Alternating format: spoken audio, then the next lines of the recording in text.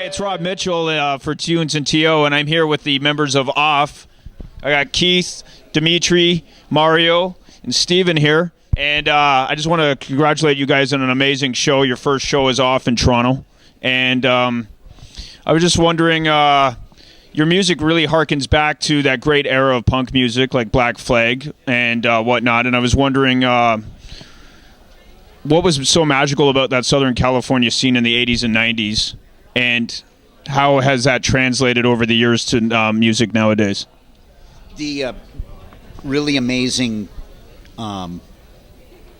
situation at that time was that all of the bands, there was no competition. All of the bands had their own separate personality. This was before, everybody started cloning themselves after, like, the big stars over in Britain, the big punk rock stars over in Britain.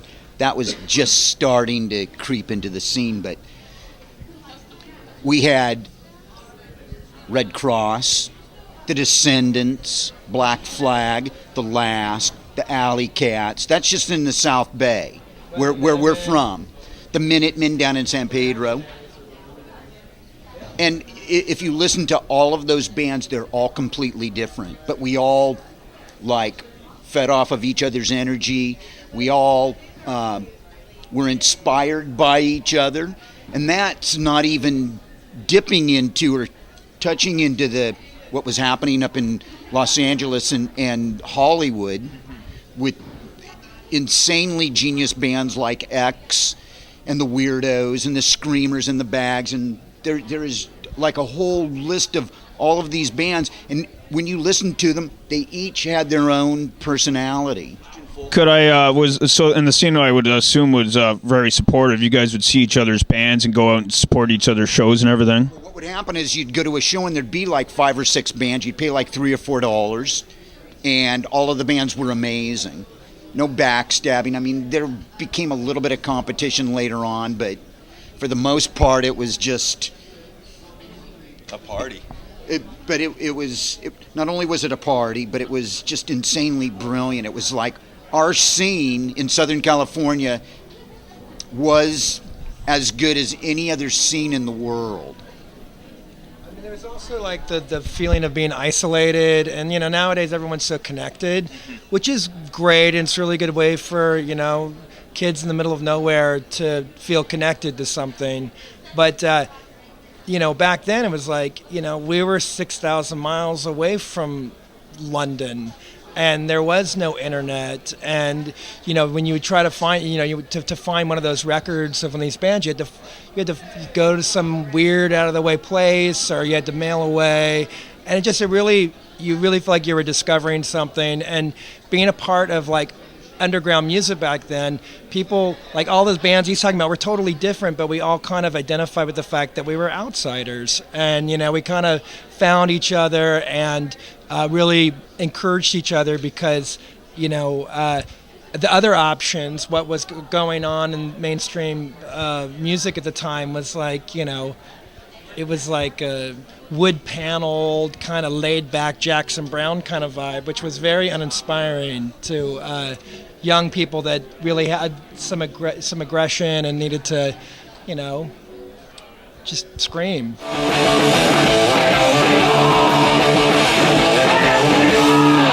You guys were going to start work on a new Circle Jerks album. That kind of fell through, obviously, and then you guys decided, okay, let's do some songwriting together. How did you and Keith start? How was that process? You guys really meshed right off the bat, songwriting?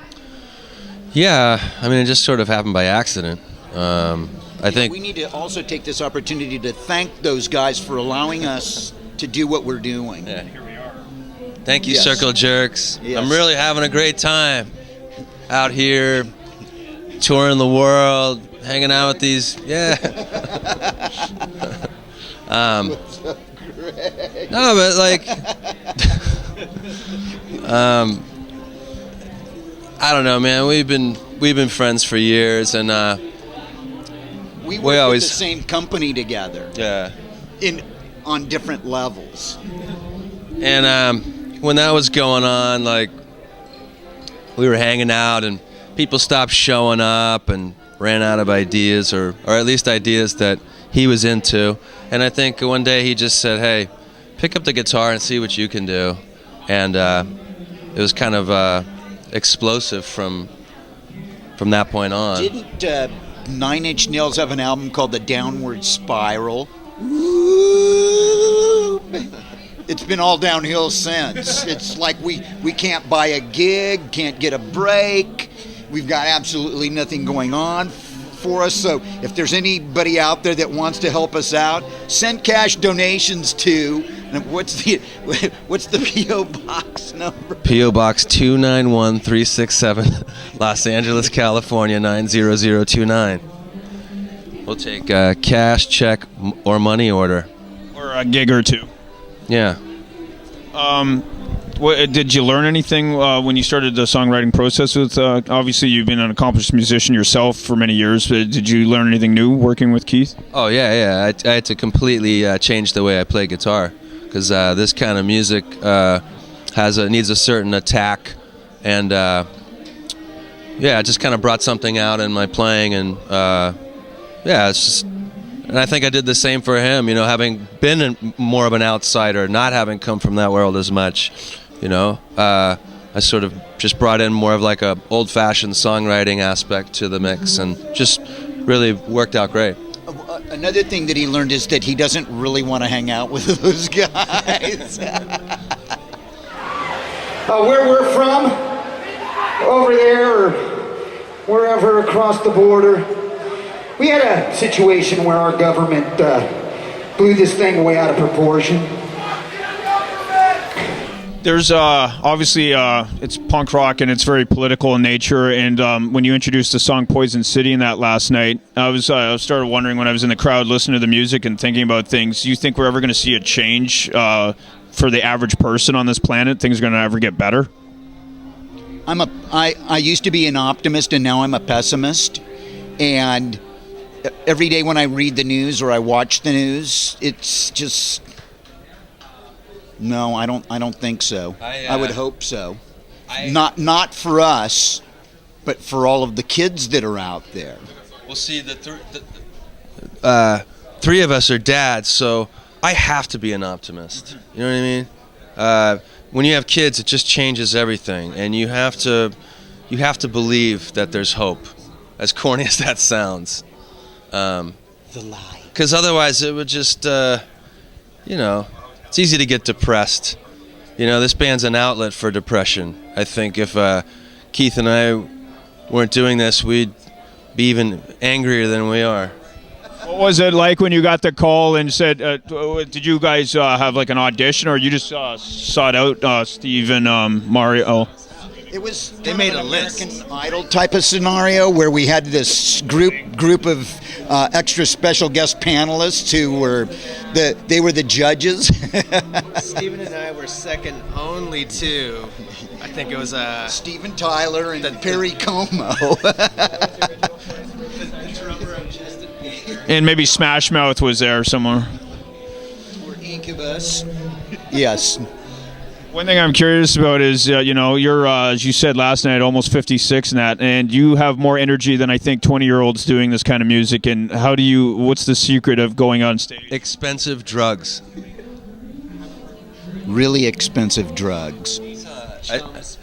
I saw this band we did some touring with, Cerebral Ballsy. I went to go see them at the Echo the other night, and singer just usually like when you puke, you turn away or whatever. This dude's just just singing and just oh, and just didn't even still had the foot on the monitor, So was he barfing into the monitor too? Yeah. All over the mic and the monitor. That's brilliant. Now that's showmanship. And professionalism. Wasn't Biscuits doing that too when he was in Danzig? I think I saw him. Oh no, he would just pee himself, right? No, he was. Maybe this is where why they call him Chuck, because he was chucking while he was.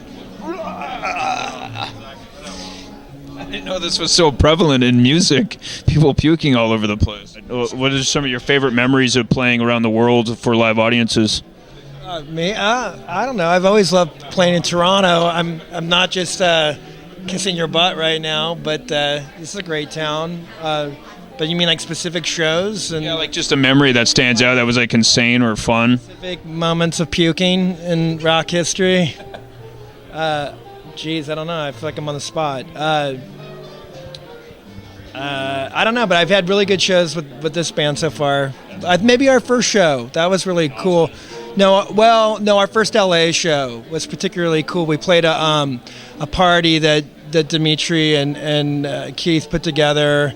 It was a Raymond and Pettibone art exhibit, and I was in this warehouse downtown, and we played in a half pipe. Nice. And Those videos are from? yeah, maybe, yeah, right, yeah, exactly. The Black Dots video that was shot later, but there's footage of it online. You know, it was just really cool. It was our first ever show, and it was a free party, and the place was packed. And it was just one of those things where, like, we knew it was good in the rehearsal room. We could tell, or we'd recorded before, even hand.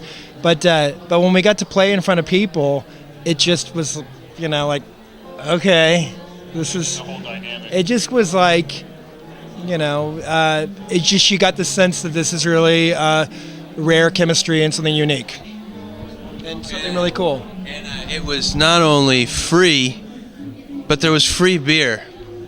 And skateboarding. Yep. Free beer, skateboarding, all of these extra incentives to be there. It's back to that amazing LA. There was a hot dog truck in the parking lot. We even had to rent a porta potty. A great thrill for me being in this band is getting to meet a lot of people from their past, and you know, like we're about to do some touring with Henry Rollins, and that's going to be awesome to hear all the stories every night. You know, I look forward to that. You were one of the singers on that awesome tribute album for the West Memphis 3, so obviously you and Henry still talk a lot. Well, we're going to be talking quite a bit coming up here in about 4 days. And on that tour, we cemented our friendship. It's on our Facebook page, the Black Flag Facebook page, I'm one of the administrators, and sometimes I've got to like chime in and say, keep your bullshit comments about Henry off of here because you don't know him. Maybe you might have rubbed elbows with him in a parking lot somewhere after he got through like screaming his brains out for an hour and a half, and he was just not having anybody. He just needed a space to dry out and wasn't ready to sign autographs and shake hands. And you just happened to, you know, haven't you ever had a really crappy day? Haven't you had a few horrendous moments where, you know, you don't want to talk to anybody, you don't want to deal with anybody, you just need some time to yourself to like collect your thoughts and get it together. You know, so I'm constantly defending him, and I have absolutely no problem because he is a really stand-up, sharp motherfucker. He is a really smart guy. He's one of my idols, and why I try to wake up every day and try to work as hard as I can to make something happen. Am I allowed to use offensive language? Anything goes. Okay. Sorry, Dimitri, you're going to say? Oh, no, I did a film with him, and we got to hang out, and you know, in a different context, and he couldn't have been any nicer. And thinks the world of him. He's like, oh, Keith's by far the best singer in Black Flag, hands down. He's like one of my idols. So I thought that was interesting, you know. Yeah, for real. I got a chance to interview him in December about his acting work, and he's a consummate professional. And I feel the need to have to defend him too, and I don't even know him. It's just because, you know, people like to attack people. I wouldn't feel bad for the guy. He's done pretty well for himself, you know. And anybody that has a issue with his personality or whatever, I mean, I don't know. I mean, he's the singer on Damaged. You know what I mean? Like, there you go. Enough said.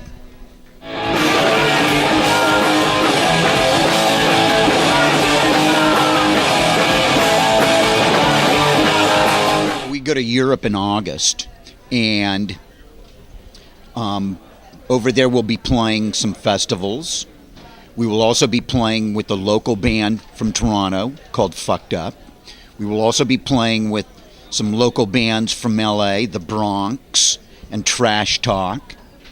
We're going to have a really great time. Plus, we're going at a time of year where the weather is decent. You know, it's not like we're going to be having to bust out the snow tires and drive through the Swiss Alps and bust out snowshoes and all of that kind of stuff. And we're going to get to experience the amazing deli platter of head cheese, cow hoof, and those weird toilets where, you know the ones and like, yeah, and I asked. And expect. You're like, oh, interesting. What's going on with your diet, man? You need more fiber. Well, I think maybe on that note, That's totally what it's for. You're in Germany, man. maybe that might be a great end note. I don't want to tie up your entire afternoon. I know you guys are busy, but thank you so much for your time. It was an honor and great to meet all you guys. You coming to the Horseshoe tonight? I don't know. He's planning out my day. You have to ask Ryan. Can you go to the bathroom? No, we just got a bunch of other interviews lined up today. I would love to go, but no, it's just great to meet you guys. All the best. Yeah, it's fun. Thank you. Yeah, sure. Thank you.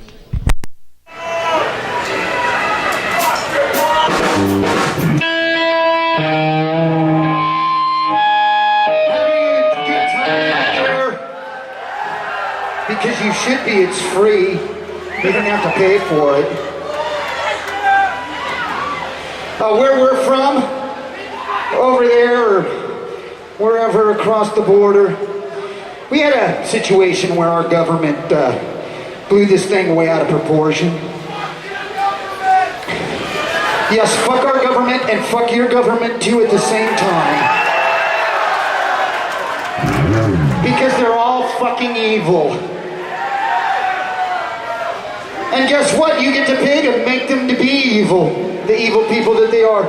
Anyways, we had a situation that they blew up and glorified and made it bigger than what it really was. And it was something that it should have happened to us a long, long time ago for all of the shit that we've pulled in all of these different places around the world. So anyways, our government takes this situation and uses it to whip us into a frenzy so we can go someplace and kill people and level beautiful cities and fuck with other people. And anyways, this event took place at a place we call Poison City.